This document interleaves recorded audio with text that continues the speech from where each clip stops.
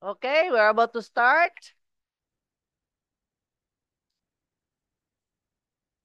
The 98th regular session of the 20th City Council is now called to order. Invocation by Honorable Councilor Dato Roberto Cabaring, followed by the singing of the Lupang Hinirang and the Cagayan de Oro March. Please rise.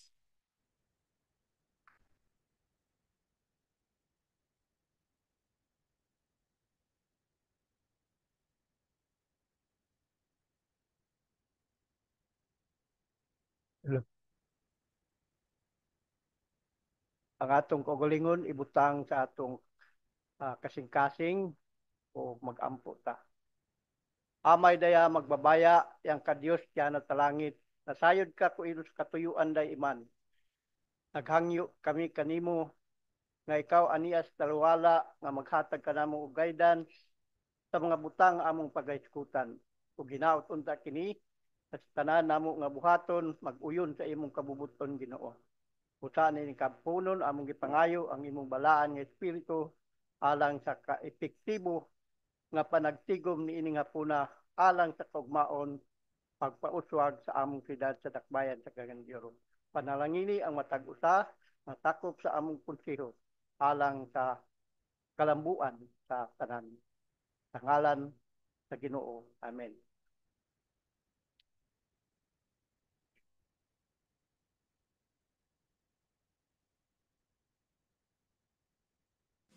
Mga kababayan, ang pambansang awit ng Pilipinas.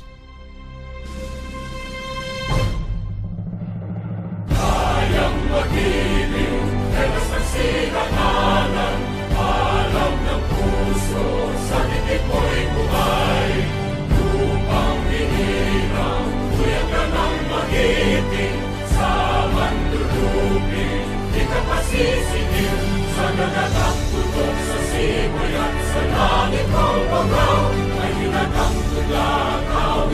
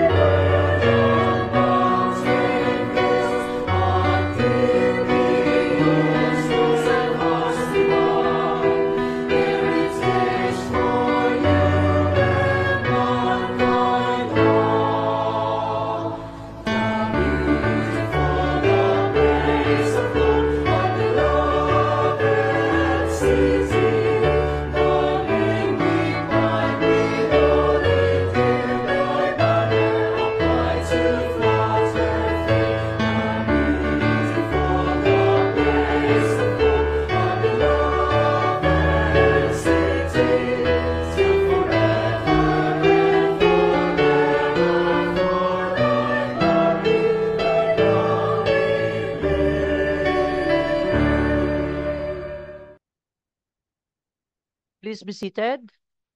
Mr. Secretary, please do the roll call. Honorable City Vice Mayor Jocelyn B. Rodriguez, Presiding Officer for the First District Councilors.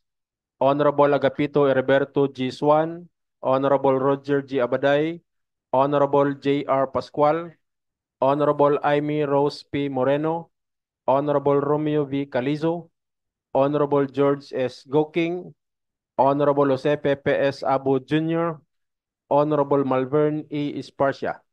For the Second District Councilors, Honorable Ivuna Yasin B. Imano, Honorable Maria Lourdes S. Gaani, Honorable Joylene Mercedes El Balaba, Honorable James K. Judith II, Honorable Ian Mark Yunakaya, Honorable Edgar S. Cabanlas, Honorable Christian Rostico M. Atchas, Honorable Suzette G. Magtahas Daba.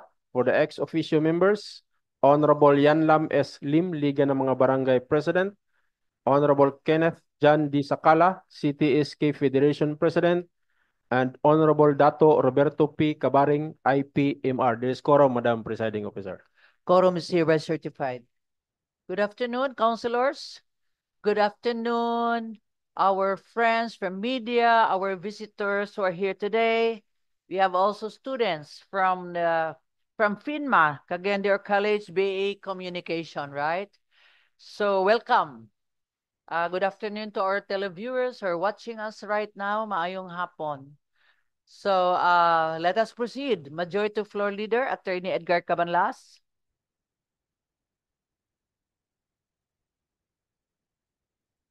Thank you very much, Madam Presiding Officer, our energetic Vice Mayor, Vivo Rodriguez, members of the City Council,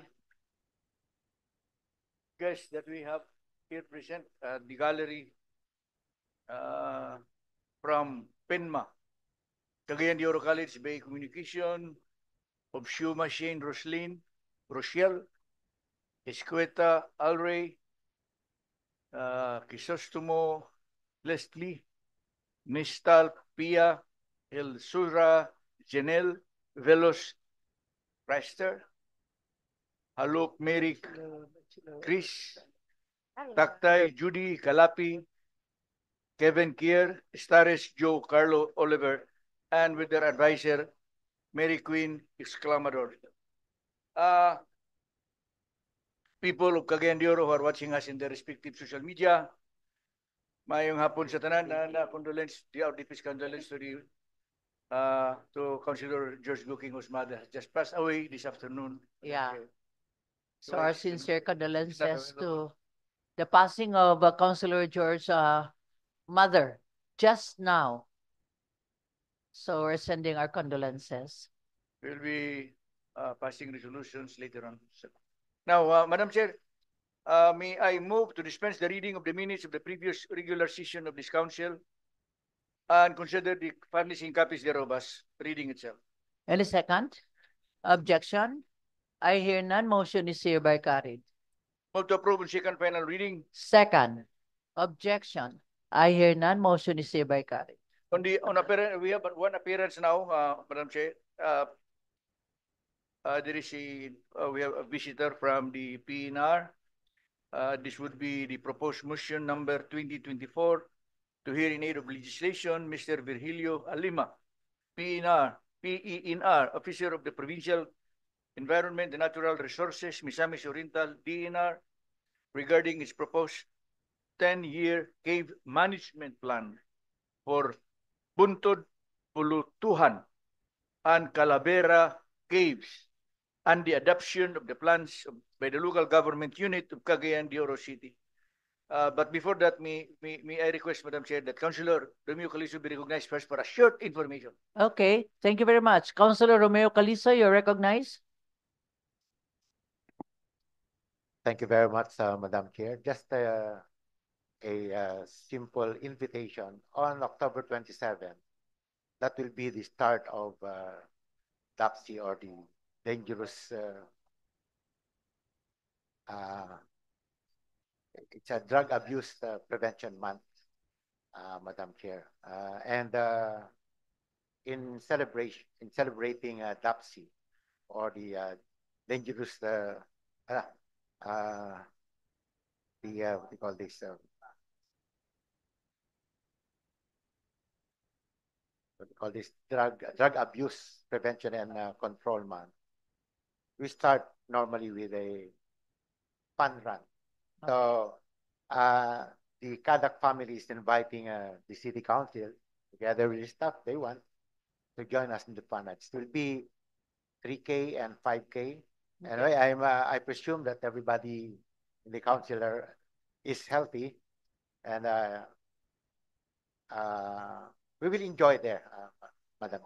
When will that be? October 27 at Okay. yeah. It's 3K and 5K. 40K. That's no longer fun run, Madam Chair. 40K. That's already full marathon. Probably we can arrange for a 42K, the full marathon steps, Madam Chair, later. But for the celebration of DAPSI, Drug Abuse Prevention and Control Month, we'll start only with the fun run. Okay. Thank you very much. Thank you very much, Councilor Romeo Calizo. Madam Chair, may I move for the suspension of the rules to allow our next speaker to... Any second? Objection? I hear none. Motion is hereby carried. With that, Madam Chair, may I request that Mr. Virgilino P. Alima be given the floor. Yes, let me recognize Mr. Virgilio P. Alima, PA in our officer. You have the floor, sir. Oh, ma'am. Represented.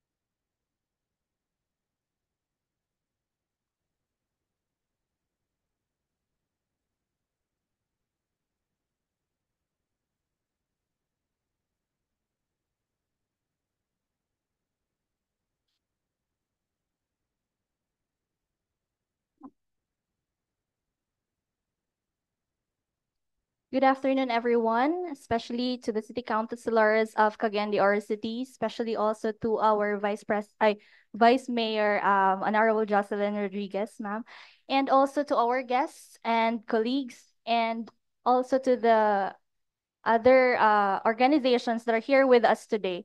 I am Princess Jesha B. Alombro on behalf of the Provincial Environment and Natural Resources Office of Misamis Oriental, headed by our PNR officer, Virgilino P. Alima. Along with me is our Chief Conservation Development Section, Forester Geraldine O. Marabe.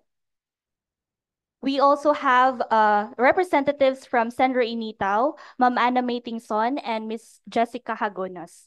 So I will be presenting to you the Buntod Cave Management Plan, which is a 10-year plan from 2025 to 2034. So may I also highlight that prior to the formulation of this management plan, we have conducted a series of activities. Number one is the key informant interview to our local community members of Barangay Dansulihon, where the cave is located. And also we have conducted cave management plan formulation for Buntod Cave with the Cave Technical Working Group members, especially with the CLENRO, the CDRRMO, the City Planning, and the City Tourism Office, along also with the Department of Tourism and PENRO and SENRO.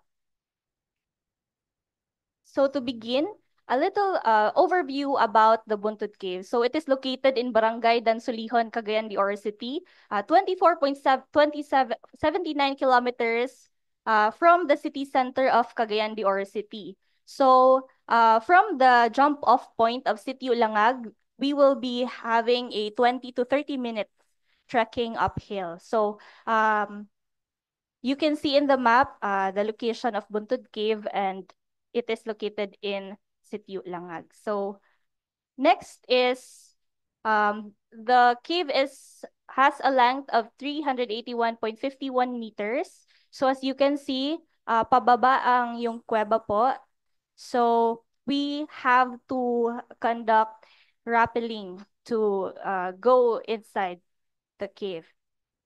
So these are the portals of the cave. There are two. Number one is the portal which requires crawling, and another portal which requires rappelling. So for our vision statement, a well-protected and conserved Buntod Cave reserved for scientific research, fostering thriving biodiversity, and preserving its socio-cultural significance, surrounded by sustainably managed forest cover. For our mission statement, to designate Buntod Cave as a local conservation area supported by a functional management body and an empowered local community reinforced through local ordinances. For our goals, number one, to create a local ordinance declaring Buntod Cave as a local conservation area, to strengthen the management body through the support and regular conduct of management body meeting, and strengthen enforcement of Buntod Cave. So next, to specify, no? Number one, to develop and enforce policies and regulations that support the conservation objectives and management of the area. So our specific objective is to submit the final Buntod Cave Management Plan by 2025. Number two, to develop and enforce policies and regulations that support the conservation and management of Buntod Cave, and to formulate city ordinance declaring Buntod Cave as a local conservation area. So number two, goal is to strengthen the management body through funding support and regular conduct of management body meeting. So specific objective is to capacitate BLGU in the implementation of the cave management plan and enforcement of local conservation area ordinance. Number two, to continue the quarterly cave technical working group meeting and inclusion of the activity to the regular work and financial plan. So this is yearly and 4 times a year.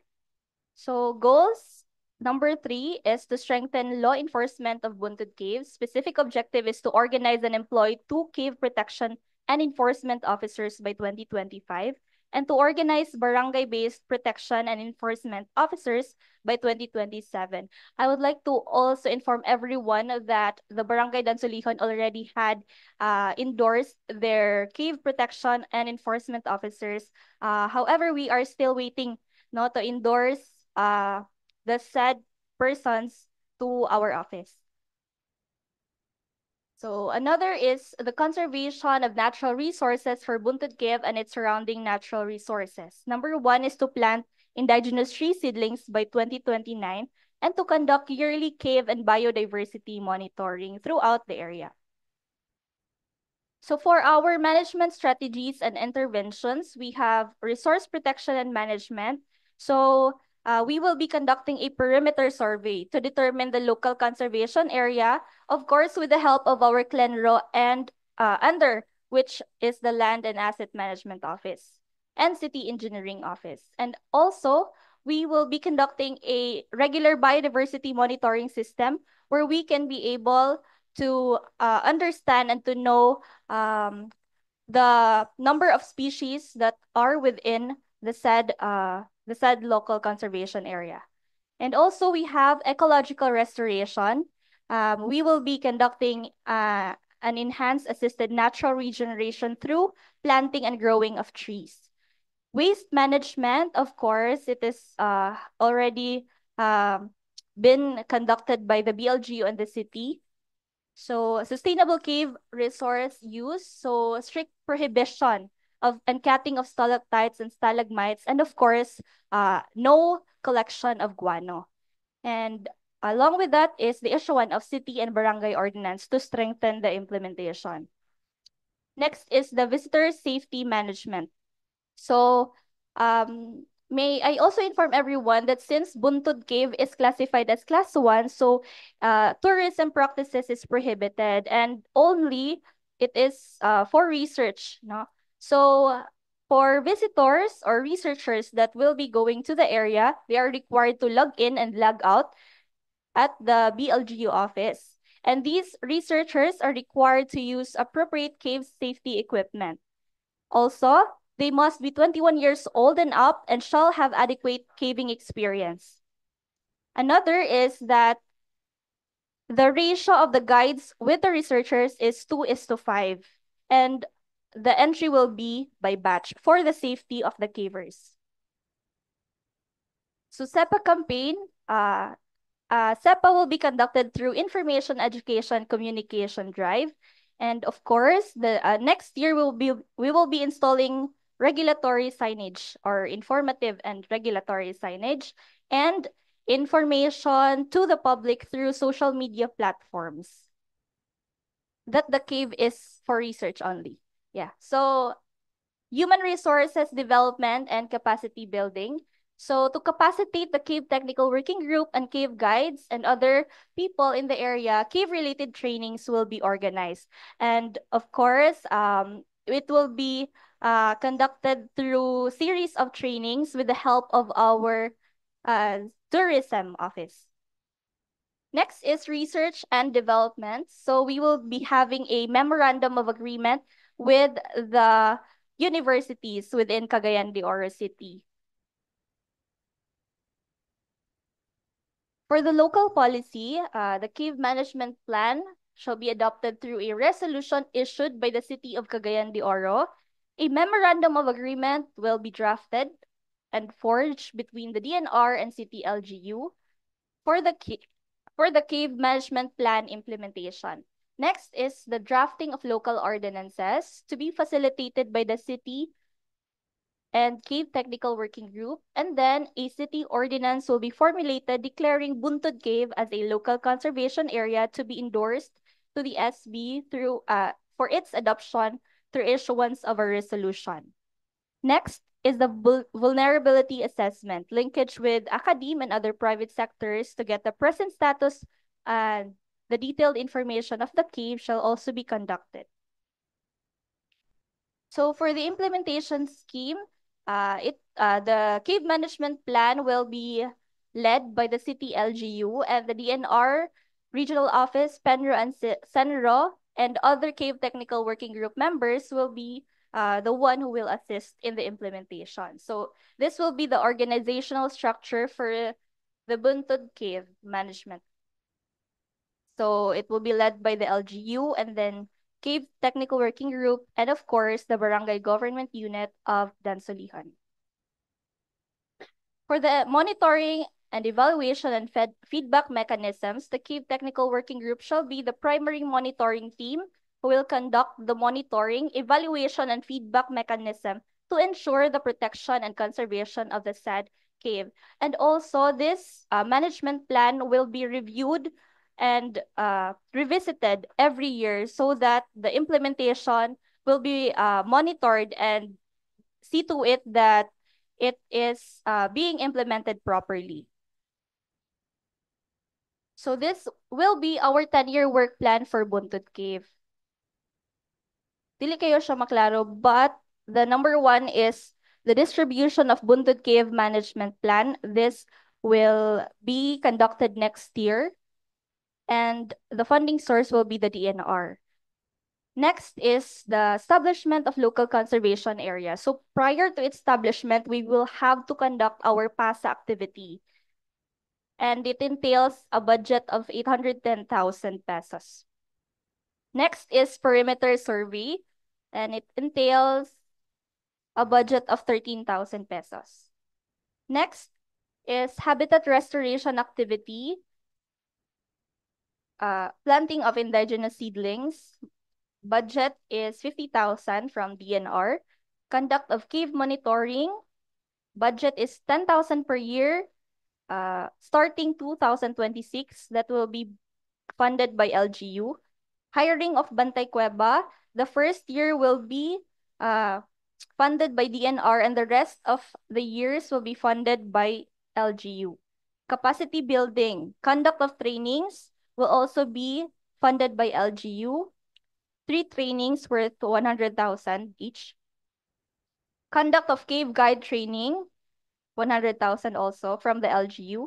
Conduct of cave safety and rescue training, same LGU. Conduct of SEPA and IEC, first year will be funded by the DNR and the rest of the years will be funded by LGU. Fabrication and installation of signage billboards. will be funded by DNR, and the maintenance of the signage and billboards will be funded by the LGU. Next is management institutionalization and policies formulation. Adoption, integration of CMP to CLUP, funded by LGU, worth 100,000. Forging MOA with DNR, LGU also, no? 19,500. Regular conduct of CAVE Technical Working Group meeting. First year will be DNR, and the rest of the years will be from LGU. And lastly, the formulation of local ordinance or CAVE regulations, it will be also funded by LGU. So our budget for the 10-year work plan for Buntut Cave is 3,747,500 pesos. So I think that would be all. And if I may, Madam Vice Mayor, we will be also presenting the rest of the plans. Okay, so Yes. may I call on Miss Animating Son from San Reynito to present to us the Bulutuhan Cave and the Calavera Cave. Okay, Ma'am May. Thank you very much.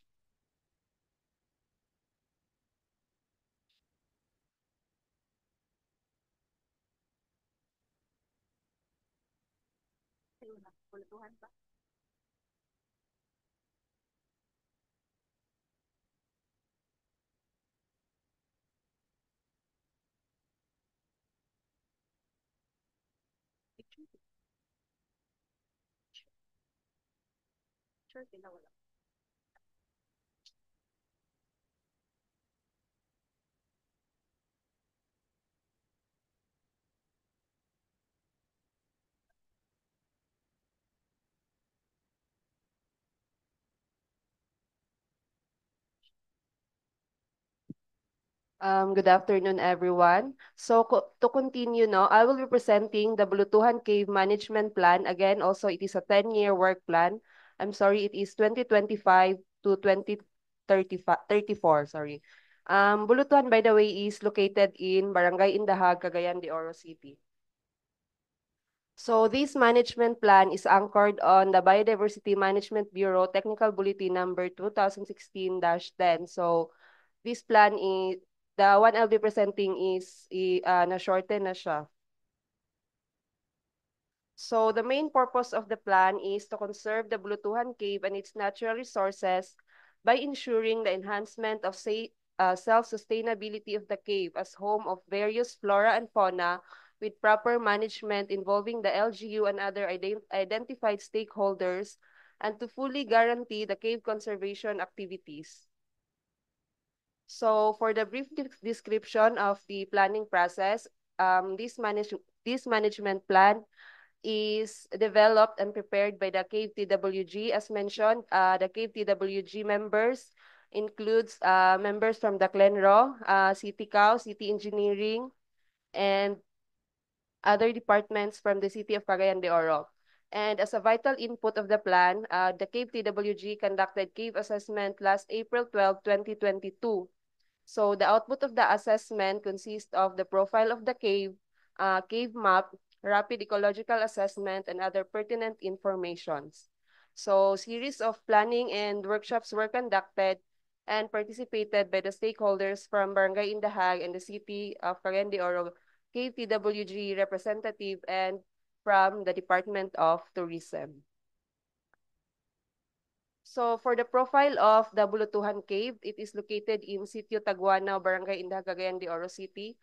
So Bulutuhan is a solution type of cave, meaning this cave na-form siya through the areas dominantly composed of limestone in which the water is the primary dissolving agent. So this is the cave map. As we can see, ang cave is naay duha ka portal. Ang nasa ubos ka ng medyo naay watery part is mo na siya ang portal 1. Then kanang nasa taas mo na siya ang gitawag nga portal 2. Dili siya through cave, no, meaning kung asa ka mo'y sulod, mora pod ang mobalik ra gihapon ka sa imong sudlan. Though naa siya duha ka portal pero naglahi manggod siya og agianan. So, for the profile again, Bulutuhan is not a true cave that has two portals situated in the middle of a 20-meter cliff. Portal 1 is a slippery 5-meter descending pathway. It has an approximate length of 79 meters. The portal is wide enough that can be entered by walking, while Portal 2 is situated on the left of Portal 1 with an approximate length of 57 meters. Entry is through crawl, but the interior inside is wide enough for walking. So, Bulutuhan Cave was classified as Class 1 per Regional Cave Committee Resolution Number 2, Series of 2022. Same with Buntod Cave. Cave under Class 1 is for research purposes only. Here are some of the fauna found inside the cave. Natay tailless and whip scorpion, and some bats. And here are some of the speleothems found inside the cave. So as we can see na ay mga water drippings no inside the cave, meaning ang Bulutuhan Cave is a live cave. So for the vision, mission, statement, and goals, for the vision statement, Bulutuhan Cave is a well-protected and conserved cave for scientific purposes only with well-maintained forest cover. For the mission statement, to establish Bulutuhan Cave as a local conservation area with functional management body with community engagement and support local ordinance. So for the goals, first is to create a local ordinance declaring Bulutuhan Cave as a local conservation area. For the specific goals, to develop and enforce policies and regulation that support the conservation objective and management of the area. And also to formulate city ordinance declaring Bulutuhan Cave as a local conservation area. Next is to strengthen the management body through funding support and regular conduct of management body meeting. Specific goal is to submit the final Bulutuhan Cave Management Plan to the City Council of Cagayan de Oro for adoption by 2025. And to capacitate BLGU in the implementation of the Cave Management Plan and enforcement of LCA ordinance. Next is to strengthen enforcement for the Bulutuhan Cave. Specific objective is to organize barangay-based protection and enforcement officer by 2027. Here are some of the management intervention strategies and interventions to be applied for the Bulutuhan Cave. First, for the resource protection and management, management strategies identified include the identification of sensitive cave areas and establishment of protection zones to prevent damage due to fragile formations and habitat. Next is the quarterly conduct of cave inspection and implement restoration measures such as removing of graffiti or repairing damage caused by human activities. And next is the involvement of the local communities and speleological societies in the conduct of cave cleanup events and encourage public involvement in other conservation efforts. Under the ecological restoration, restoration and rehabilitation of indigenous forest trees will be conducted and implement to enhance the forest vegetation within the cave and to establish, as mentioned, the local conservation area, which will be enforced and implemented through the resolution, the local chief executives of Cagayan de Oro, and the quarterly conduct of biodiversity assessment and monitoring system, and also the LAWIN involving the Cave Technical Working Group and the personnel from Senro Initaw. Next, for the waste management, a continuous conduct of the communication, education, and public awareness concerning the Republic Act 9003 or the Solid Waste Management Act will be conducted to inform the communities on the proper waste segregation and disposition. And next is the sustainable cave resource use So in order to preserve the quality and quantity of guano inside Bulutuhan, a resolution should be passed to prohibit the collection of the guano inside the Bulutuhan cave. For the social marketing, development of educational program, interpretative materials to raise public awareness on the importance of cave conservation, and of course, the regular conduct of SEPA to be facilitated, to be participated by the local community. For the local policy, memorandum of partnership agreement will be drafted between the DNR and the LGU for proper cave management plan implementation, and the drafting of the local ordinances in prohibiting the illegal entry of the cave and other ordinances which will be prohibit illegal activities within the cave and its vicinity. And also the local conservation area to be endorsed to the SB for its adoption through the issuance of a resolution.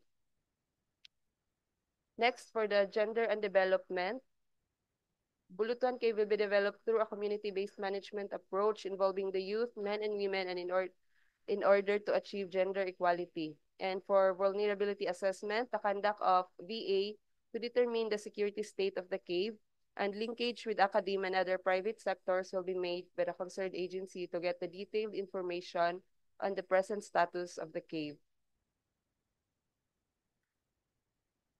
So for the implementation scheme, the DNR through the regional office, Penro and Senro will monitor and provide technical assistance in the management, development, and protection of Bulutuhan Cave. For the legal instrument needed to adopt the plan, upon the approval of management plan, there will be a resolution from the Sangguniang Panglungsod of Cagayan de Oro adopting the Bulutuhan Cave Management Plan, and to ensure that all activities identified in this plan will be properly implemented, a memorandum of agreement will be signed indicating the roles and responsibilities of the DNR and the City LGU of Cagayan de Oro, including the stakeholders. For the monitoring, evaluation, and feedback mechanism, the DNR through Penro and Senro in Itaw and the KPWG shall primarily monitoring and the monitoring team who will conduct the monitoring, evaluation, and feedback mechanism to ensure the protection and conservation of the said cave. So for the cost of implementation, so overall, no, this 10-year cave management plan are expected to allocate 3,087,500 from CY 2025 to CY 2034. For the work plan,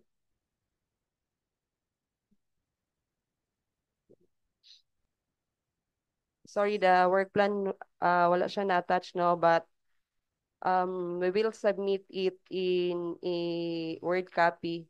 And activities from Buntod Cave and Bulutuhan Cave is almost the same lang man, considering that they are class 1. So for the funding source, the activities identified in the work plan will be funded by national budget through DNR Central Office in collaboration with the City LGU of Cagayan de Oro to sustain the implementation for the conservation and protection of the Bulutuhan Cave. So for the recommended action, we move for the issuance of SB resolution for adoption of the Bulutuhan Cave Management Plan. So here are some of the photo documentation during the planning activities.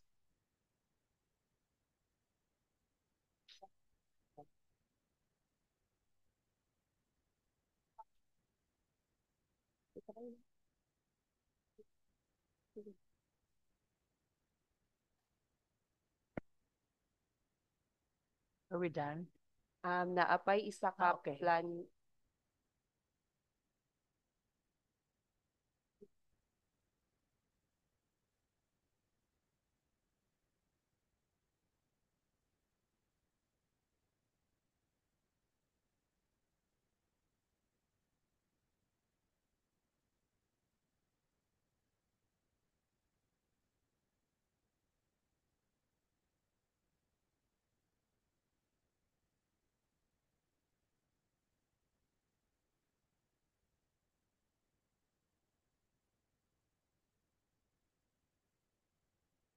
So for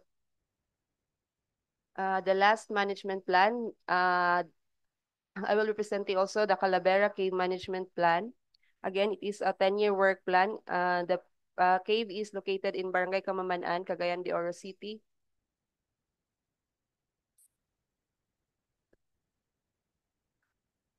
So also it is anchored in BMB Technical Bulletin 2016-10.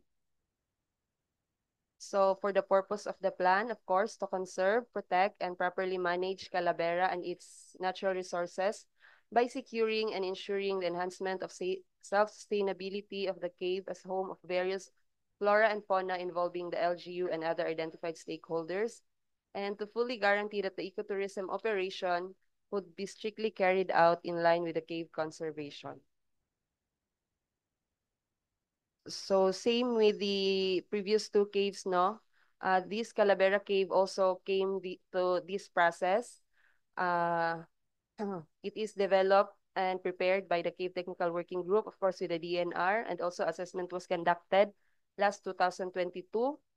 And a series of planning and workshop was also conducted with the Technical Working Group.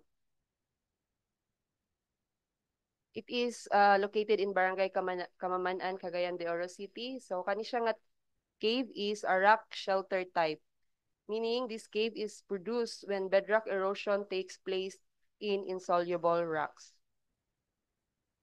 So here is the cave map. Gamay lang gid siya na cave, no? Nagkuha lang siya o 8 meters. Mura lang siya o boulders or shelter type cave.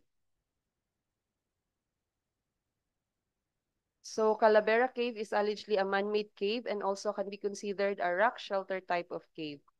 Entry to the cave portal is slightly technical, where the team climbed approximately 10 meters from the river. So again, it is not a through cave with one portal and measured with an approximate length of 8 meters. So for Calavera Cave, it was classified as Class 2 per Regional Cave Committee Resolution number 2 series of 2022, meaning this cave is open for ecotourism activities. So here are some of the fauna found inside the cave. And for the vision, mission, statement, and goals, vision statement, a well-managed cave promoting historical and cultural significance of Cagayan de Oro City as a sustainable tourist destination. For the mission statement, to provide educational, historical, and site preservation about ancient Cagayanon settlers. So for the goals, to raise public awareness on the historical importance of the cave through SEPA, specific goals to partner with academe to include the Calavera Cave history as additional information to the students for the historical connected courses, and to develop Calavera Cave as a tourism destination, educational purposes through a community-based management approach. Second goal is the enforcement of existing rules and regulation pursuant to RA 9072, RA 9147, and related legislations. Specific objective is to conduct IEC for Calavera Cave and to organize and employ cave protection and enforcement officers by 2025, and enhance assisted natural regeneration through planting and growing of suitable trees. For the management strategies and interventions, here are some of the identified activities for the resource protection and management. First is the identification of sensitive cave areas and establishment of protective zones to prevent damage due to fragile formation, and quarterly conduct of inspection and implementation, restoration measures such as removing of graffiti or repairing damage caused by human activities, and involvement of the local communities and speleological societies in the conduct of cave cleanup events, and encourage public involvement in other conservation efforts. For ecological restoration, assisted natural regeneration will be conducted using endemic species, and conduct of perimeter survey to define area for protection and establishment of local conservation area, of course, in partnership with Glenrose through LAMU and City Engineering Office. and conduct of regular biodiversity monitoring system by the Cave Technical Working Group. For the waste segregation, proper collection and segregation of waste from anthropogenic activities from the tourists and nearby communities by the City LGU and Barangay Local Government Unit will be conducted, and the conduct of SEPA concerning RA 9003 to inform the communities and the tourists on the proper waste segregation and disposition. Next is the sustainable cave resource use. So the cave itself also acts as a habitat of several flora and fauna in which these organisms are dependent to the cave for survival. The cave conservation and protection is vital. For sustainable ecotourism, tour guide training with equipment will be conducted in partnership with the City Tourism Office and conduct an orientation to the visiting guests by the trained personnel from BLGO or the local guides prior to the spelunking activity. For the visitor safety management, permits will be issued for the specific entry time and to allow a minimum of 2 hours of interval between groups. 2 hours and 45 minutes will be allotted for the spelunking activities, 15 minutes for the cave to cool down. And we will partner with the City Disaster Risk Reduction Management Office of Cagayan de Oro for during the conduct of activity. And also the visitors are required to use appropriate cave safety equipment during the spelunking activity.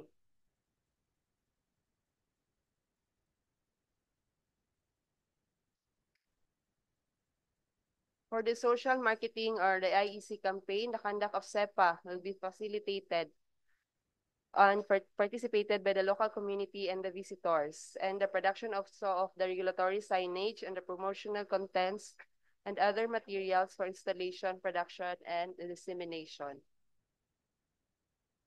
Human resource development capacity building, the hiring of Pantay Cueva involving the local community and the hired personnel will be trained or equipped on the cave conservation measures, and conduct of regular cave evaluation of the management plan's effectiveness, and consider input from stakeholders and cave experts. So for the livelihood and development, the livelihood activities to the local community will be facilitated through the development of biodiversity-friendly enterprise. And for the research and development, conduct scientific studies on cave ecology, hydrology, and geology, and the establishment of a long-term monitoring program to assess cave conditions. So for the local policy, same with the two caves, issuance of ordinance resolution by the City of Cagayan de Oro for the adoption of the cave. MUPA will also be drafted between DNR and the LGU. And also the local conservation area will be endorsed to the SB for its adoption through the issuance of resolution. The cave will be developed through a community-based management approach involving the youth, men and women in order to achieve gender equality, implementation of BDFE to generate income for the locals without disturbing existing resources will be made. So for the VA, the conduct of VA to determine the security of the cave, we will be linkaging with the academe and other private sector to to know the present status and detailed information of the cave. So for the implementation scheme, the DNR through the regional office, Penro and Senro will monitor and provide technical assistance in the management, development, and protection of Calavera Cave. We will also provide recommendation on areas for conservation within and outside the cave, including planning and enforcing measures to conserve and protect the cave. So legal instrument needed to adopt the plan, mentioned earlier, a resolution in the adoption of management plan is needed, including the memorandum of agreement to properly implement Calavera Cave.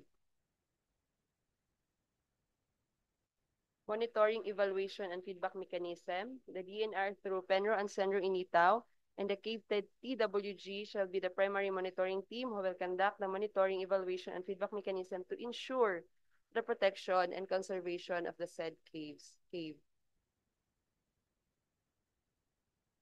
So budgetary requirement, to properly implement the identified activities and management interventions for Calavera Cave, the DNR in collaboration with the City LGU are expected to allocate 6,461,500 from CY 2025 to CY 2034.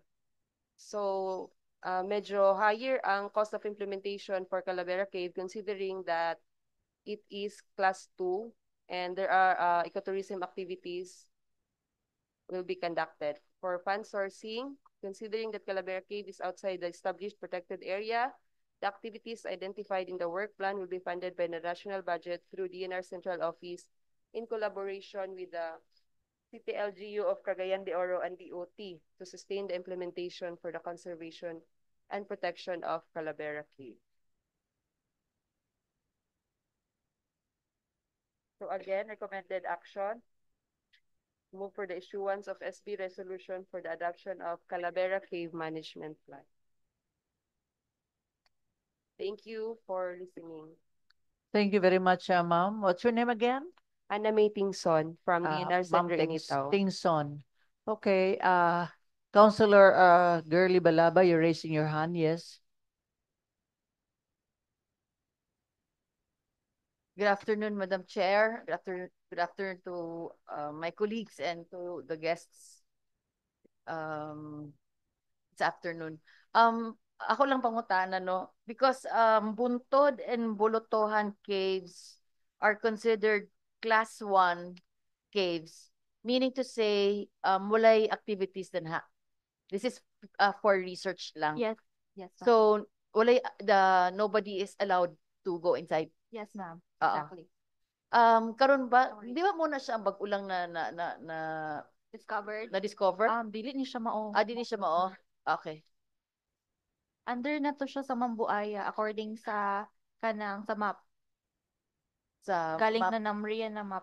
Katong bag-o na cave nga na discovered under na siya sa Mambuaya. Okay. Yes.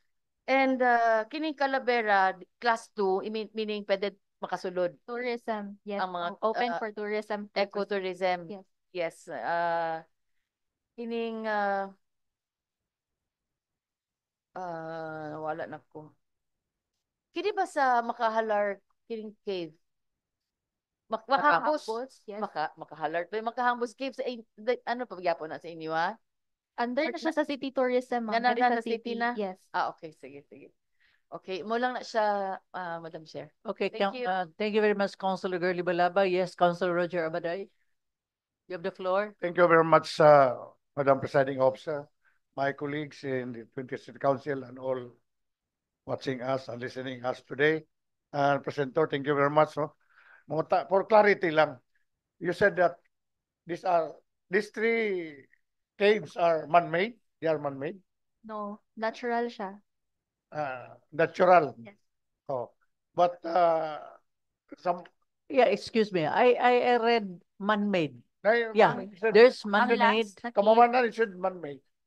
ang last na cave, Which one is man-made? ang Calavera ang man-made. So if it is a man-made, somebody owns it, private person. Wala po na naghimo siguro po. Mahimo Based siya during cave. sa conduct sa assessment, sir, no one owned the cave. Okay. Possible. So this is already officially declared as official, officially declared as a cave owned by the state or still in the private area, private place. It's owned by the state, sir. Because under Republic Act 1972, Bitaw. cave, it should be if it is in a private, owned by private land. We should ask permission or it should be officially declared that that is owned by the state. Kasi magmuha tayo, baka may magreklamo. Diba? Okay. Another question is, you are asking for budget for the city for management. Now, who is the head or lead agency who will manage this cave? The DNR, sir, is the lead agency, but ang atong MOA man is for the implementation of the cave management Yeah, plan. so we will manage And this cave.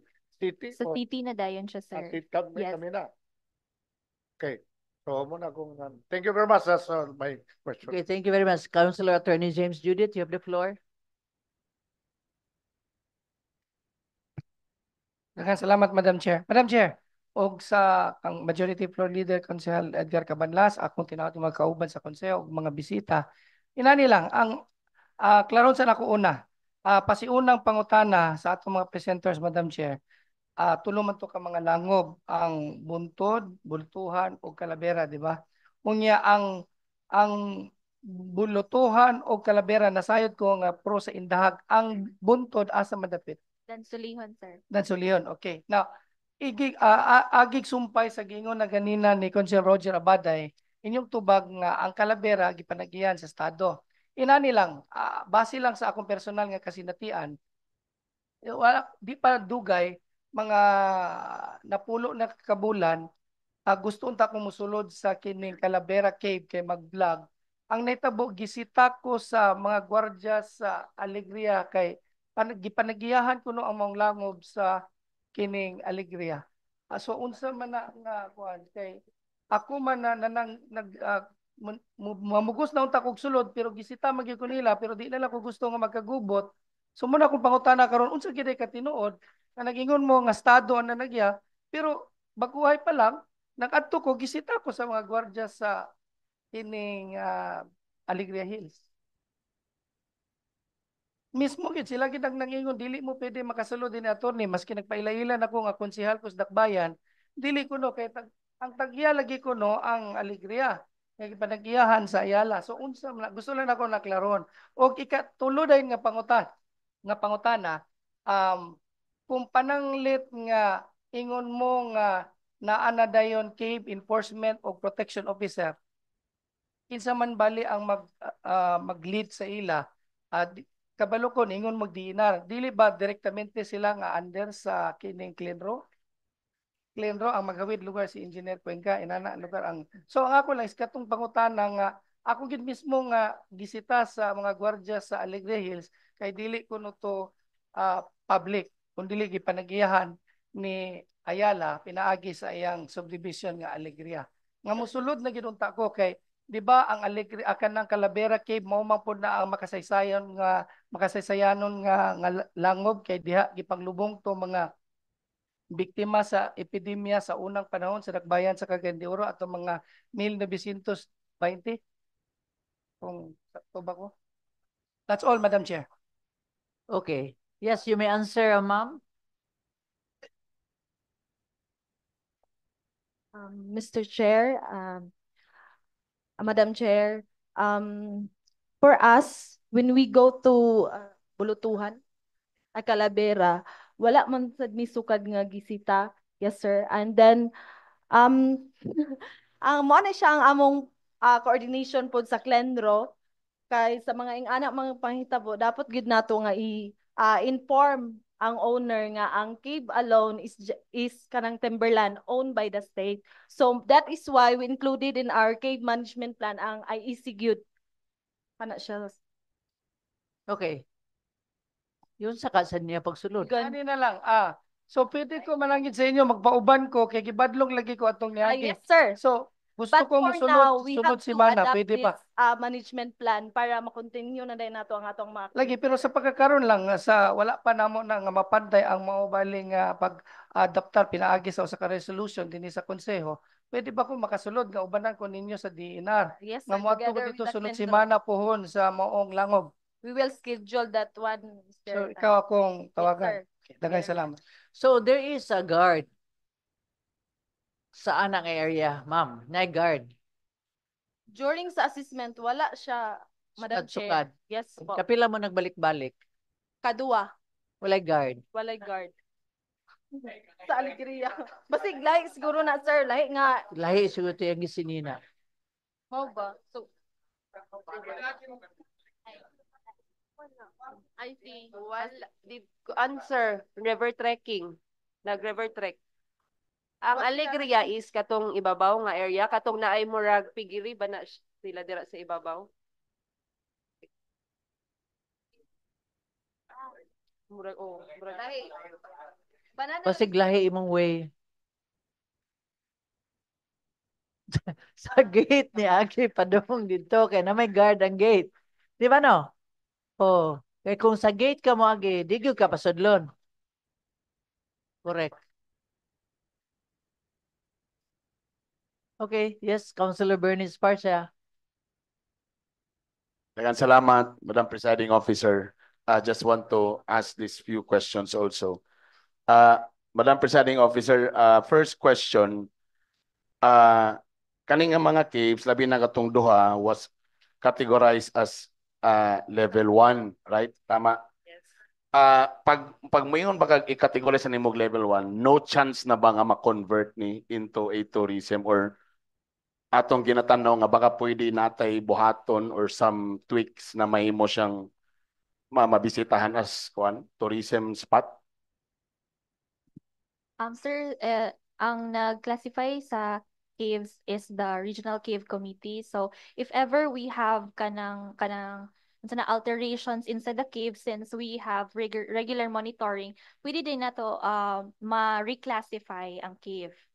Yeah, like for example, Madam Presiding Officer, some countries napay mas nindot pa nga ingan nga mga itsura na to na cave but they converted it ba? Kaya may na lang nga ato sang mahimong part sa Cagayan de Oro. Pero unsa man na, kami ba ang dapat architect or engineer nga maghatag og design nga dili maguba ang cave but mahimo siyang safety for the tourist? Ingana ba na magpasa siya, ayo din siya ma-convert? Sir, cave under class 1 are classified for some reasons. For example, sa Buntod Cave, it is classified as class 1 considering a hazard yun siya. So lagi meaning So, pasabot lagi siya. forever na siya, dili na siya ma-convert kung gikuha na nato siya as class If 1. we will kuan sa Regional Cave Committee, sir, for reclassification nga naatay igo pud nga rason nga nung i-reclassify nato, siguro ilang dawaton. Yeah, We will lagi. present some reasons for that purpose. Madam Presiding Officer, ako may akong giklaro nga. For example lang, kung natay murag design, gitan-aw nga, pwede man niyo nga butangan lang diri og kaya ang uban manggod, ma'am, gabutangan nilang mga katong kung dili pwede touch na script, something like that.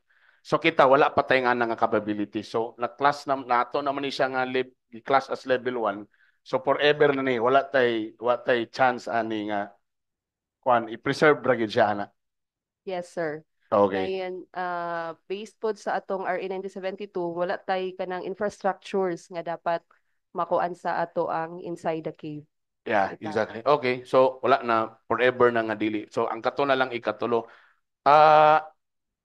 Kaning atong halos tanan sa inyong plans kay na may giingon nga magbuhat og conservation team, no, or management team. Kani siya nga grupo naapoy barangay level nga hired sa barangay? Yes, sir, because we will be partnering with barangay and as the DNR will be ang the barangay local communities will also be trained as local tour guides. So right now kani nga mga barangay nga naa ang cave wala pa sila ingana nga mga trabahante? Wala pa, sir. So it means to say that's additional manpower na pod for the barangays. Okay. And lastly, Madam Presiding Officer, akong klarohon, pag tungod kay di man siya pwede tang dugon, so ang conservation ang conservation team or management, ang ilaha is pagbantay aning mga caves nga walay mosulod, walay lain magbuhat og any activities or any construction mo na ilahang primary nga trabaho. Yes, sir. Actually, sir, nabuhat na ni nato sa Cueva de Oro and Munigi Cave. Naka-hire na ta og bantay kuweba previous years. Kaso lang murag wala na budget, sumoto na undang pud ang ilaha. Yeah, that's why Madam Presiding Officer, gapangutana ko mayang ani kay sayang magod no. Natay mga caves, may lantana nga ato sang mapuslan gamay kung pwede kay maturis kay budget magud gihapon then unsa bay pwede nga makabenepisyo pod gamay ang syudad baray nga. That's why I'm asking. So kung naday tay caves nga ana then for dili siya pwede tandugon so mura mahulog lang nga lang yun siya. Wala tay unaw-naon nga pwede study nga baka pwede na to ni buhat-buhatan gamay o na ay lobby gamay or something lang para lang bitaw ano to siya mabenepisyohan gamay do dili lang pwede gitong areas nga delikado palatis naman lang pwede po nato tan-awon ba study gamay nga baka pwede nga na ay butangan nato nga part nga ma-appreciate sa nato niyang kanindot ani nga mga page. But anyway, thank you Madam Presiding Officer. Okay, thank you very much. Perhaps in the near or future, mausab na sad ang mga unsa ni guidelines, perhaps, di ba? Sa Madam Chair, pagkakaroon, napa sa level 1. Madam Chair, if I may add, you know, Cagayan de Oro City is blessed with a karst landscape. So meaning we still have, I think, 30 plus caves that are yet to be assessed. So, Okay. may I emphasize that we should not lose hope, no? So I think there are still caves that are potential for tourism. Yeah. Okay, thank you very much. Yes, Councilor Roberto Cabaring, you have the floor.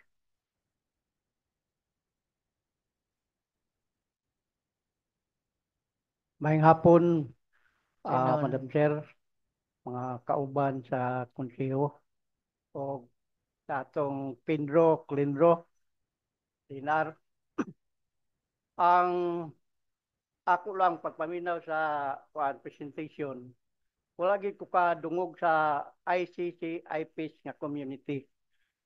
So na atong mahinumduman, May 26 na award na ang atong COR, Certificate of Recognition of Ancestral Domain. Sa EPRA 8371, Section 56, nag-ingon diha nga respeto ang mga lumad nga naa diha nakaposisyon. So tungod ana dili mo ingon nga muupos, musupak kay nagkinahanglan ta og development labi na ang atong Cagayan de Oro nga mahimong usa-usab sa inila sa natad sa turismo. Pero ang ato lang magrespetuhay lang ta. Unsa ang naa sa atong balaod atong iproseso. Kana lang.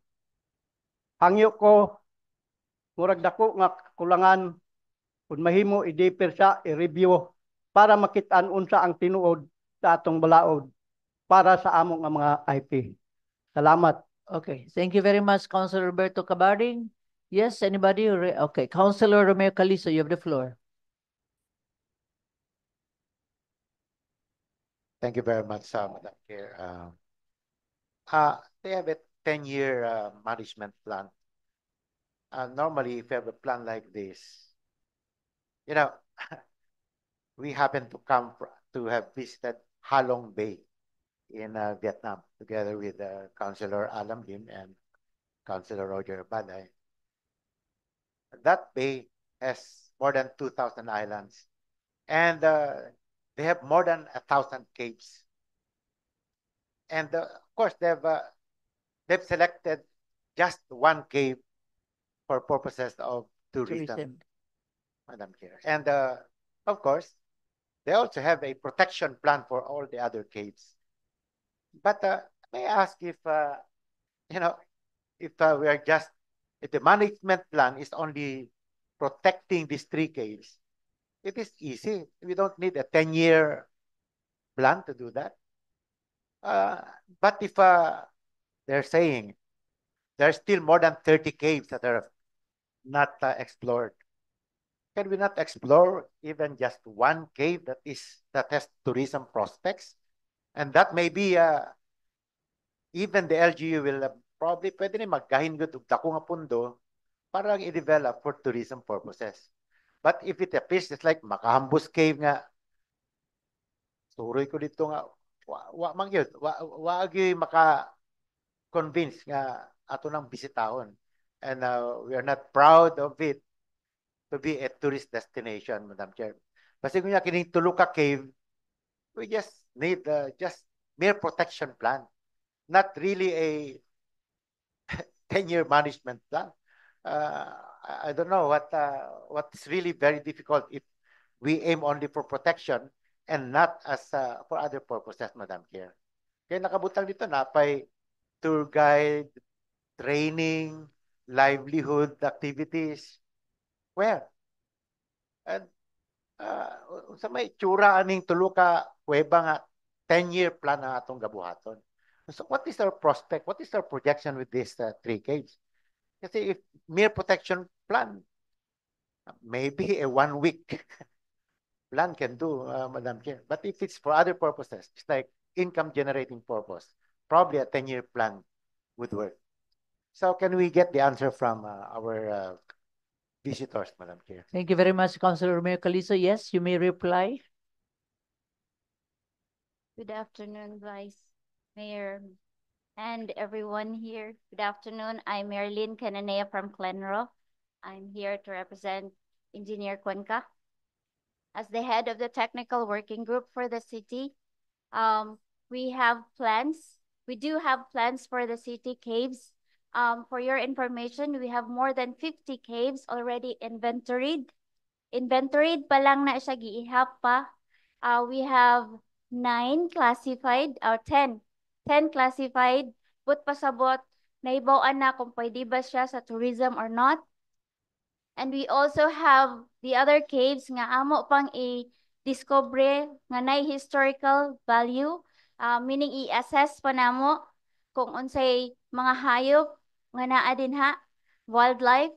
So actually we have caves nga nay historical values. Ang isa ana nga among i-assess this month is ang Macumbal Cave. And we also have other caves nga naay nga pwede gid siya sa tourism. So ang wala pa lang namo gyud gi-declare tungod kay wala pa sila na-classify.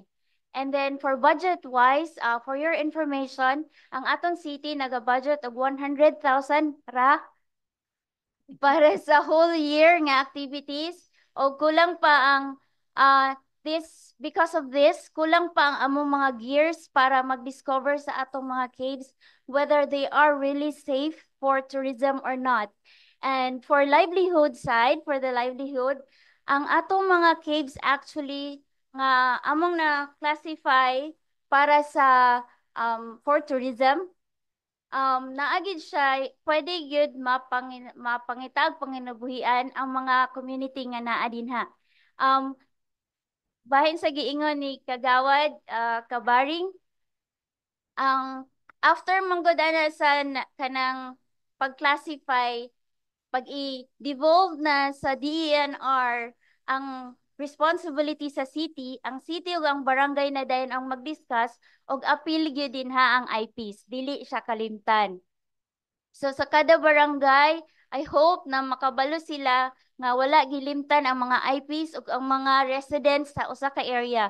Whether na may private area, it is by law, it is said sa law na tanan caves kay i-consider nga habitat sa wildlife. So considered siya as a natural resource sa atong city or sa government. So protektado siya by law. And because of that, we are requesting with this nga suportahan ang mga activities para sa atong cave management, cave tourism o cave development. Okay. Thank you very much. Yes, Councilor Romeo Calizo. Therefore, Madam Chair, we focus now on how to look for a potential tourist destination from among the 50 plus caves that they're staying. Now for these 3 caves, a simple protection plan would already do, not a 10-year management plan. Murabag lisod ra kayo So you wanted it lessen the number of years, Yes, lessen. Madam Chair. And 10 years is too long? protection plan naman. Not only for protection, but research. How long does it take just for one cave, for research? Oh, lagi. Yet they saying there's no prospect for tourism for the 2 caves. So sayang ang effort nga 10-year. 10-year development is too long for me, Madam Chair. That's why maglisod man ko nga ma-convince nga akong for the approval of Precisely why I'm asking if the research, how long will it take for one cave for a research expenses? Because it was brought here that also one is research. Kung for research, magdepende ni siya sa klase, sa size, sa cave nato. Like the one near currently discovered sa Mambuaya. Actually, dili to siya sa Dansolihon, nato siya sa Mambuaya. Ang Crystal Cave, no? Kung natay mga experts gyud, hired experts, mahimo gid nato na siya for 1 month nga research. The thing is about the management plan nga gihimo siya nga 10 years, it's because kanang protektado man gud gihapon siya, and other caves nga gi-declare as class 1 is very hazardous siya, high risk siya sa mga mosulod niini. Mao na siyang reason nga protektahan. And nga nung 10 years man, pero maskin 10 years na siya, subject na siya kay i-monitor mo na siya every year or quarterly, depende sa management plan ana nga cave. Ang amendments, pwede gid na siya ma-amend kanang management plan kung naay mga changes nga mahitabo. So dili siya problema kung 10 years or 2 years ang plan. The important thing is maprotektahan ang cave, o kung tourism man galing siya, ma-visit siya always, o makit-an sa mga nag-manage sa cave nga makatabang pa ba siya sa community, naprotektahan pa ba siya, o kumusta po ang atong wildlife. Okay, thank you very Last, much. Yes, Madam Councilor Chair, Mayo, can, Calisa. can I therefore move that this plan be reviewed for a while? Because to me, I don't think. How much is the total budget? Kamay raman, Madam Chair. Ang problema lang kay murag di ko bitaw mo kan nga protection plan, 10-year management plan lugar ang atong pagkakon 43 caves alone. So why not spend our time looking for about 1 or 2 caves that are potential tourist destinations, and that I believe we can have a 10-year development and management plan. Okay. Thank you. Thank you very much. Yes, Councilor, Majority Floor Leader, Attorney Edgar Cabanlas. Thank you very much, Madam Chair. Dili na ito butag management team ang kada cave. I mean, yung practical. Isa lang ka management team sa sasinta ka cave na dili na ito gagamiton. Bijitan mo kada cave nyo. Kung dili na siya usable na cave, siran. O man, imo lang na yung Was this discussed in the committee level? That's why I am suggesting the report is very general and vague as to recommendations. Okay. So therefore, okay. kinahanglan nga when they come here again, should have specifics. Okay. Not just general suggestions, because duha na ka oras na rin niya. So if there will be some proposal, and for example, kaning cave nga 20 ra ang kataas, imo ni butangan og gwardiya duha ka buok. And then another one, 50 kataas. O nga, butangan sa nimo gwardiya nga duha ka buok. Sa 60 ka cave, butangan, let's organize a cave team to be supervised by the CLENRO. Ano ba? Punya, and then prioritize. Pangita ka mo cave nga sa turismo, kastuhan sa syudad, butang kagdalan. Ano ba? Ato i-develop, like dito sa atin sulihon, ito nga, before ka makasulod, bulangoy ka. At sada ka na, develop po, butang kagdalan. Kaya pagsulod mo, dako kayo makita dito. Muna prioritize. Para makasor sa trabaho, o makapasikat sa syudad. Dili ka na mga mubuking nga cave. Sirhi!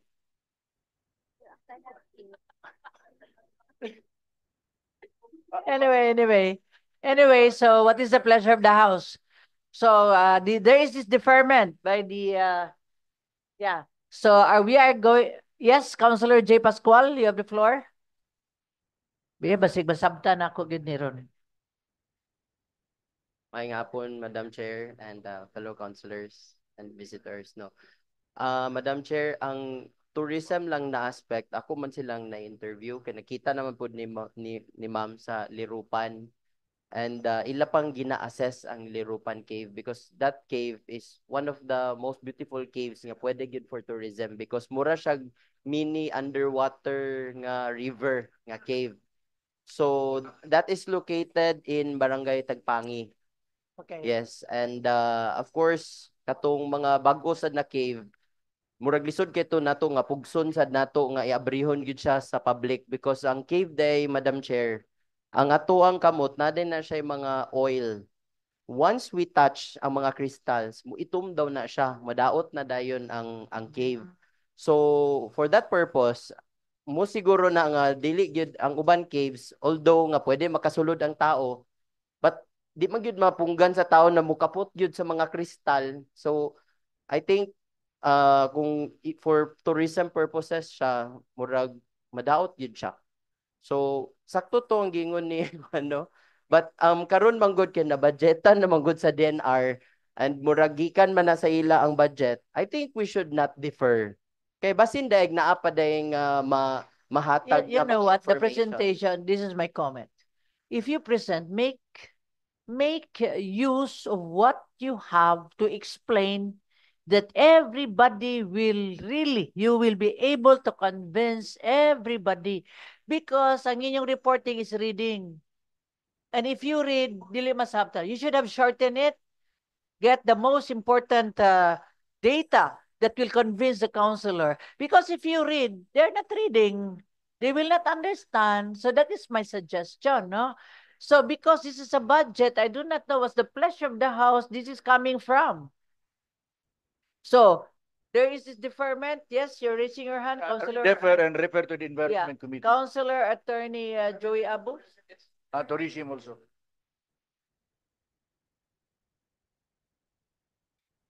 May I just pose this question before the motion, Madam Presiding Officer? Okay. Supposing we defer this, the passage of this of the resolution, would this, let's say for a week, would that compromise the budget that you have already made or no? There's no. So in that case, Madam Presiding Officer, as moved, Madam Presiding Officer, I second the motion of the Majority Floor Leader to refer this in a joint committee hearing. Yeah. The Committee of Environment and Tourism. Yes. There's this motion, not basa. I'll just make a comment, okay? Okay. We want to be friendly with you guys. So when you present sa committee level, make sure that you will get the attention of these committee members. It is very, very important that you can justify or make presentation that will convince them nga you need this, that it is very important. Kay I really for me shorten it and give the biggest impact nga masabtan gyud sa atong committee, because for now ang presentation is kulang gyud, no? We do not read.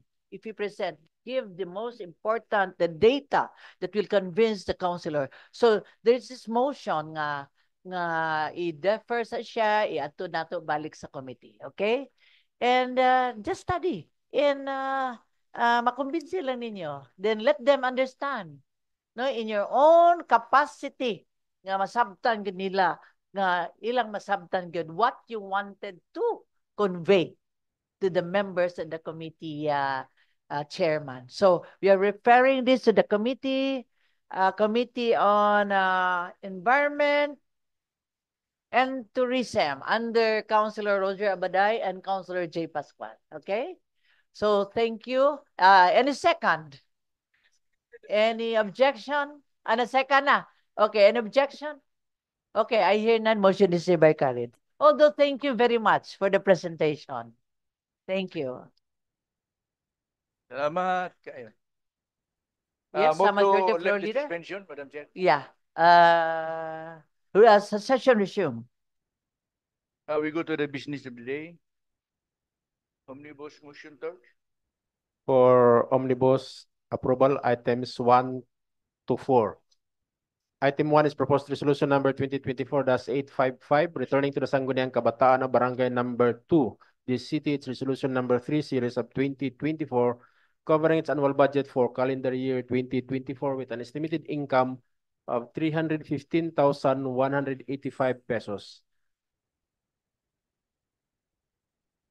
Item number 2 is proposed resolution number 2024-856, returning to the Sangguniang Kabataan of Barangay number 11, the city, it's resolution number 2024-23, covering its annual budget for calendar year 2025 with an estimated income of 536,613 pesos. Item 3 is proposed resolution number 2024-857, returning to Sangguniang Kabataan na Barangay number 12, the city. It's resolution number 3 series of 2024 covering its annual budget for calendar year 2024 with an estimated income of 351,850 pesos. Item 4 is proposed resolution number 2024-858, returning to the Sangguniang Kabataan na Barangay Pagalungan, the city. It's resolution number 6 series of 2024 covering its annual budget for calendar year 2024 with an estimated income of 656,928 pesos, with the information that said resolutions are operative in their entirety. Madam Chair, may I request that Councilor Kenneth Sakala be recognized? Councilor Kenneth Sakala, you recognize? Good afternoon, everyone. Move to approve the proposed resolution number 2024-855, proposed resolution number 2024-856, proposed resolution number 2024-857, and proposed resolution number 2024-858. Thank you. Any second? Objection? I hear none. Motion is hereby carried. Move to approve on second final reading. Second. Objection? I hear none. Motion is hereby carried. Item 5, proposed resolution number 2024-859, commending City Police Director, Police Colonel Salvador Adam, Precinct Commander, Police Major Sabino Labitad, Master Sergeant Susimo Hali Jr., Team Leader, Precinct 6, for establishing the police substation in Barangay Balubal, Cagayan de Oro City. May I request that the proponent, Councilor James Judith, be recognized? Councilor Attorney James Judith, you recognize? Thank you, Madam Chair. Pero, Boss Lord, susa na ako paghimuon ang motion. Mamaliog sa akong correction na nato, si Police Master Sergeant Zosimo Hali Jr., team leader dili sa Precinct 6, kundi team leader sa Balubal Police Substation. Unya dayon ang sa proponente nini gawas lang sa inyong ubos ng igsuon, appeal pod si Consul Roger Abaday, isip pod nga kanhi ay din sa mga pulis. Kining mga tinunan sa atong mga pulis kay kasagara mga pulis dinhi sa atong kokpo niagi man sa iyang mga kamot ug sa akong mga kamot isip professor. So considering that everything is in order, I therefore move that proposed resolution number 2024-859 be approved. Any second? Objection? I hear none. Motion is hereby carried. Move to approve on second and final reading. Second. Objection? I hear none. Motion is hereby carried. Item 6, proposed ordinance number 2024-589, approving the application of the Indahag Square Garden, represented by Mr. Victor Cabeltes, to hold the three-stag derby on October 9, 2024 at the said cockpit located in situ Lomboy, Barangay Indahag de City. May I request that Councilor Roger Abaday be recognized, Madam Chair? Councilor Roger Abaday, you recognize? Considering that all the requisites of the application is in order as attached in the agenda, I move for the approval of this application. Any second? Objection? Objection? Second. Motion is hereby carried. Move to approve on second final reading. Any second? Objection? I hear none. Motion is hereby carried. Item 7, proposed ordinance number 2024-590, authorizing the Honorable City Mayor Rolando A. Uy, representing the City Government of Cagayan de Oro, to enter into and sign the contract for line extension with the Cagayan de Oro Electric Power and Light Companies, represented by its Vice President and Head Customer Services Division, Engineer Jory Alfaro, covering the electrification of the Balubal Subdivision Relocation Phase 2, city's relocation site located at Barangay Balubal, the city, under the terms and conditions stipulated therein. May I request Councilor Agapito G. Suan be recognized? Councilor Agapito Suan. Sa tidangga ganyan mo, Councilor? Morning, ma'am. Aga. Good afternoon, Madam Chair. Move to approve proposed ordinance 2024-590. Any second? Objection? I hear none. Motion is hereby carried. Move to approve on second final reading. Any second? Objection? I hear none. Motion is hereby carried. For inclusion, Madam Chair, may I move that items 8 to 15, 15 be included in our agenda this afternoon. Any second? Objection? I hear none. Motion is hereby carried. Item 8, proposed ordinance number 2024, authorizing the Honorable 591, authorizing the Honorable City Mayor Rolando A. Oy, representing the city government of Cagayan de Oro, to enter into and sign the memorandum of agreement with the Department of Social Welfare and Development Field Office 10, the SWD Field Office 10, represented by its Regional Director, Ramel Hamen, covering the partnership of the parties in the conduct of community-based livelihood skills training at the Regional Haven for Women and Home for Girls through Community Improvement Division CID under the terms and conditions stipulated therein. May I request Councilor Girly Balaba? Councilor Girly Balaba, you're recognized. Thank you, Majority Floor Leader Councilor Ed Cabanlas and Madam Chair. I move for the approval of proposed ordinance number 2024-591. Any second? Objection? I hear none. Motion is hereby carried. Move to approve on second final reading. Second. Objection? I hear none. Motion is hereby carried. Item 9, proposed ordinance number 2024-592, authorizing the Honorable City Mayor Rolando A. Oy, representing the city of Cagayan de Oro, to enter into and sign the data sharing agreement with the Bureau of Local Government Finance, represented by its Executive Director Consolacion Agkawili, Bureau of Internal Revenue, represented by its Commissioner Romeo Lumagi Jr., Land Registration Authority, LRA, represented by its Administrator Gerardo P. Sirius, and the herein partner local government units, referred to as the prototype LGUs, covering the collaboration of parties in the implementation of the local government reform project under the terms and conditions stipulated therein. May I request Councilor General Romeo Calizo be recognized. Councilor Romeo Calizo, you're recognized.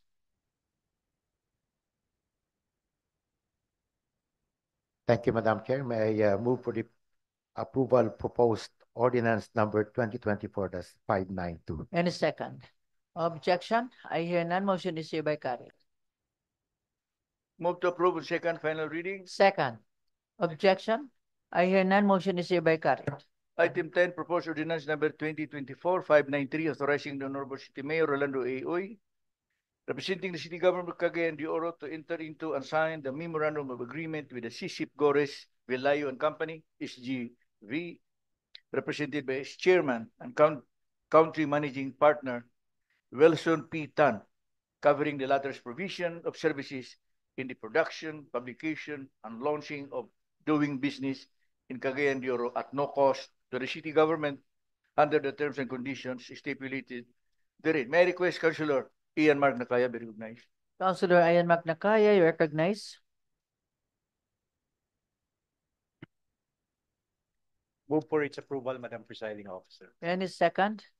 Objection? I hear none. Motion is hereby carried. Move to approve on second final reading. Second. Objection? I hear none. Motion is hereby carried.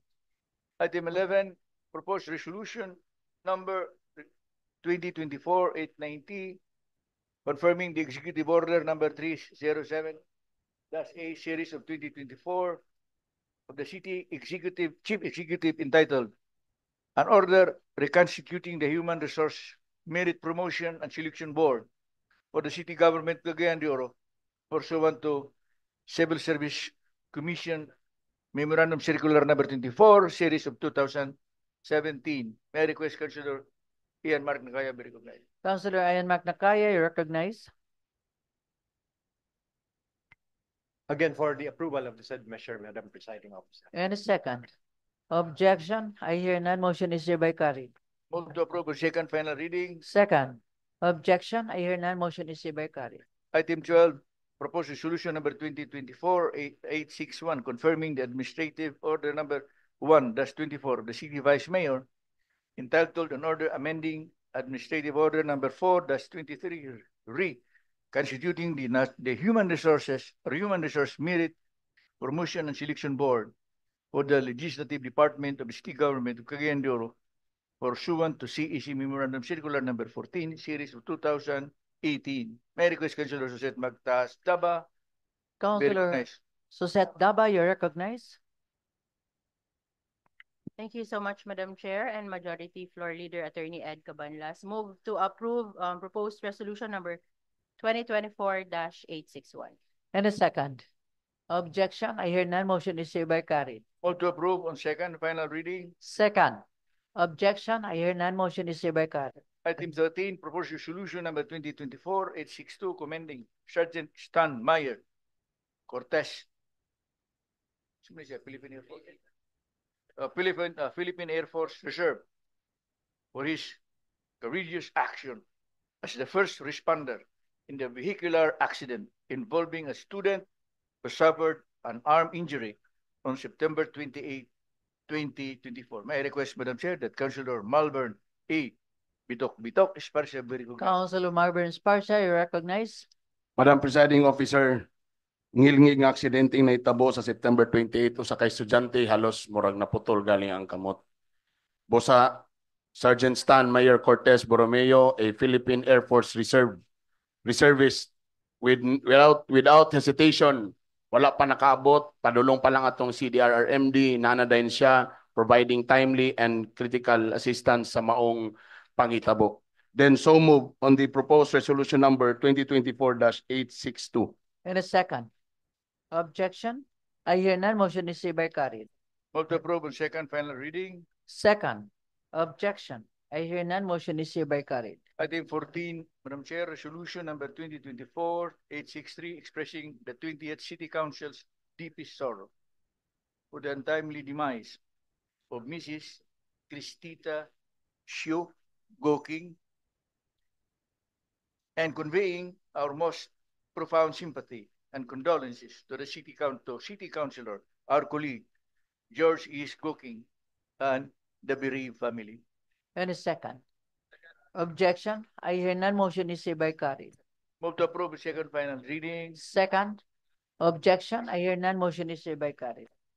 Item 15A, proposed resolution number 2024-864, condemning in the strongest possible terms and as inhuman and dastardly act the fatal shooting of Police Captain Abdul Hakar B. Armama, President Commander of Police Station 2, last October 5, 2024, and urging the Cagayan de Oro City Police Office and all other law enforcement agencies to exhaust all means to bring to the bar of justice the perpetrators thereof.